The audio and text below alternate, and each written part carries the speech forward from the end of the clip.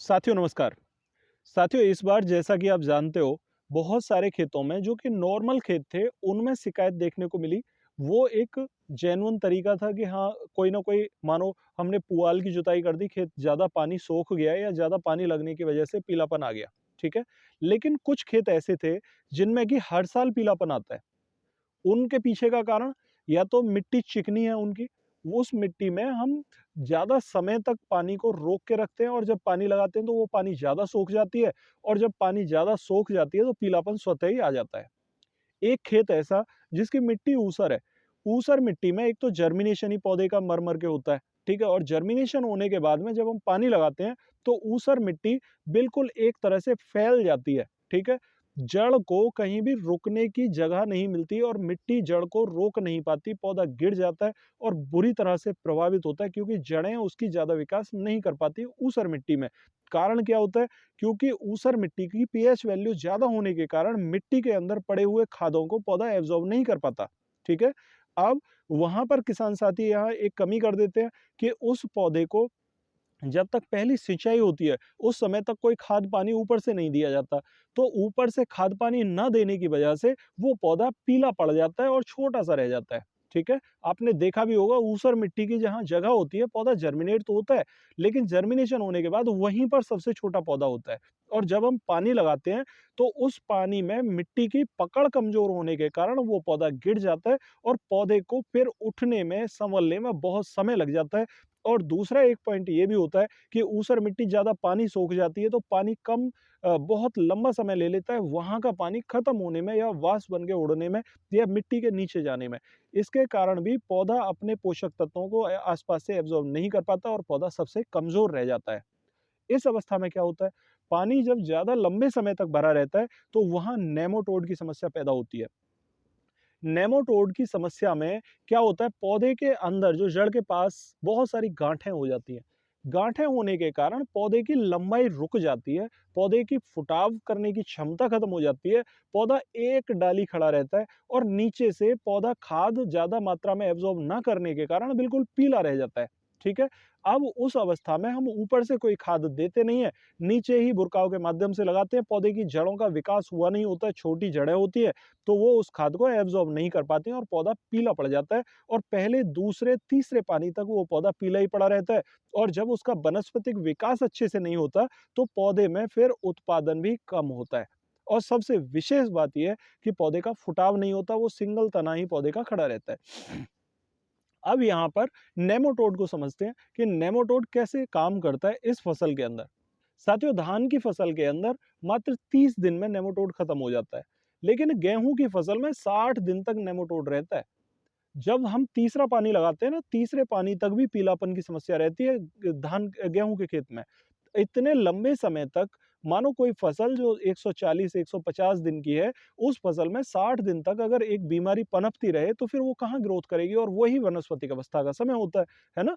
तो अगर मानो उस अवस्था में हम नेमाटोड को समझ के उसका सॉल्यूशन ना करें, तो फिर ये किसान साथियों की भूल है, ठीक है? अब यहाँ पर एक पॉइंट मैं आपको बता दूं, जिन खेतों के अंदर चिकनी मिट्टी है या ऊसर मिट्टी है, वो किसान साथी अपने पहले खाद के साथ में रीजेंट 5 किलोग्राम प्रति एकड़ के हिसाब से यूरिया खाद के साथ मिला के लगा देंगे, तो ये नेमाटोड वाली समस्या खत्म हो जाएगी। इसके साथ में आप फेराडोन भी लगा सकते हैं। रीजेंट अगर नहीं लगा रहे हो तो फेराडोन लगा दो, ठीक है? फेराडोन को यूरिया खाद के साथ मिला के आप बुरकाव कर सकते हो। उससे पौधे की जड़ों में लगने वाले नेमाटोड को तुरंत खत्म कर देता है, कंट्रोल कर लेता है। अब बात करते हैं उन किसान साथियों की जिन्होंने पहला पानी लगा दिया है, दूसरा पानी भी लगा दिया लेकिन पीलापन खत्म नहीं हो रहा है उनके खेत में। अगर नेमाटोड की समस्या है, गांठें हैं तने के अंदर, ठीक है? तो आप विशेषकर ध्यान रखिए कि वो नेमाटोड की वजह से है। अब नेमाटोड को खत्म कैसे करें? आप फिप्रोनिल लीजिए 500 ml प्रति एकड़, ठीक है? 500 ml प्रति एकड़ फिप्रोनिल के साथ में आप मिक्स करें थाइमोथॉक्सम 250 ग्राम। उन दोनों को एक साथ मिक्स करके आप स्प्रे दे दो 100 से 120 लीटर पानी के साथ। आप यकीन मानो नेमाटोड की समस्या यहीं का यहीं कंट्रोल हो जाएगी और पौधे में अगर फुटाव की गुंजाइश है तो वो पौधा फुटाव भी लेने लगेगा, ठीक है?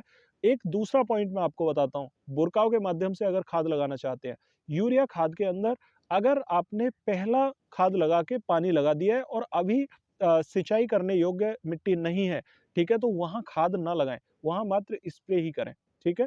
स्प्रे के माध्यम से आप इस टाइप से ये कंट्रोल कर लेंगे, तो आपके खेत में काफ़ी अच्छे रिज़ल्ट देखने को मिलेंगे। साथियों, नेमाटोड को कंट्रोल कर लिया, तो आपके खेत में फुटाव भी आएगा और पीलापन की समस्या भी धीरे-धीरे कंट्रोल हो जाएगी। अब एक विशेष पॉइंट बताता हूँ कि जब हम खाद लगा देते हैं, नेमाटोड को रोकने के लिए या पीलापन को कंट्रोल करने के लिए हम पौधे के अंदर खाद लगा देते हैं, लेकिन क्या होता है कि पौधे के नीचे के जो पत्ते हैं, वो पीले रहते हैं। अब नीचे के पत्ते पीले रहने के कारण हम जब खेत में जाते हैं तो हमें पीलापन दिखाई देता है। लेकिन जो गोव की पत्तियाँ हैं, ये वाली पत्तियाँ हैं, ये पत्तियाँ हमारी बढ़िया चल रही हैं। ठीक है? अगर मानो गोव की पत्तियाँ पीली नहीं हैं और गोव की पत्तियों का हरापन बढ़िया है, तो आप नीचे की पत्तियों पर ध्यान ना दें। नीचे की पत्तियाँ अगर पीली पड़ रही हैं, तो धीरे-धीरे गोव की पत्तियाँ अगर ग्रोथ ठीक कर रही हैं और पौधे में पत्तियाँ सही विकास कर रही हैं, तो वो धीरे-धीरे कंट्रोल हो जाएगा। 2 से 4 दिन या 8 दिन का समय लगेगा, वो कंट्रोल हो जाएगा। फिर आपको परेशान होने की ज़रूरत नहीं है, ठीक है? साथियों, इस टाइप से आप नेमाटोड को कंट्रोल कर सकते हैं। ये कीटनाशक से ही नियंत्रित होगा, इसमें आपको फंगिसाइड लगाने की ज़रूरत नहीं पड़ेगी। लेकिन एक पॉइंट मैं आपको बता दूं यहाँ पर, जब हम पौधे को जड़ से उखाड़ते हैं, उखाड़ने के बाद जड़ पर काले-काले दाग स्पॉट देखने को मिल रहे हैं इस बार। जिन खेतों के अंदर पौधे की जड़ में काले स्पॉट हैं, वो किसान साथी विशेषकर ध्यान दें, उन खेतों में फंगस है। इस फंगस को कंट्रोल करने के लिए आपको कुछ ज़्यादा नहीं करना है। आप यहाँ पर कॉपर ऑक्सीक्लोराइड लें, मात्र 250 ग्राम प्रति एकड़ के हिसाब से, और कॉपर ऑक्सीक्लोराइड के साथ में वैलिडामाइसिन 250 ml मिला लें या कासुकामाइसिन 250 ml मिला लें, और दोनों जो भी फंगिसाइड हैं, इन दोनों को एक जगह मिला के एक स्प्रे कर दें। इससे आपको बहुत ज़बरदस्त रिजल्ट देखने को मिलेंगे। कॉपर ऑक्सीक्लोराइड एक 2 काम करता है। एक तो फंगिसाइड का काम करता है, क्योंकि वो कॉन्टैक्ट फंगिसाइड बहुत ज़बरदस्त है। दूसरा, वहाँ सिस्टमैटिक फंगिसाइड मिलके लग जाता है, तो सिस्टमैटिक प्लस कॉन्टैक्ट दोनों फंगिसाइड अच्छे टाइप से फंगस को नियंत्रित कर लेते हैं। कॉपर हमारे पौधे में, गेहूँ में विशेषकर फ़ायदा ये करता है कि गेहूँ के अंदर भी कॉपर सल्फेट यानी कि कॉपर की ज़रूरत होती है। तो हमारे गेहूँ की पूर्ति करने के लिए, अपने कॉपर की पूर्ति करने के लिए भी कॉपर लगाना ज़रूरी होता है। कॉपर लगाने से हमारे उत्पादन में भी बढ़ोतरी देखने को मिली है। ये साइंटिफिक रिसर्च भी कहती है, ठीक है? साथियों, इस टाइप से आप अपने खेत में उत्पादन भी बढ़ा पाओगे, फंगस को भी खत्म कर पाओगे और फुटाव भी ज़बरदस्त देखने को मिलेगा। तो आशा करता हूँ आप मेरी बात समझ पाए होंगे। फिर भी अगर आपकी कोई क्वेरी हो तो कमेंट बॉक्स में ज़रूर पूछिए।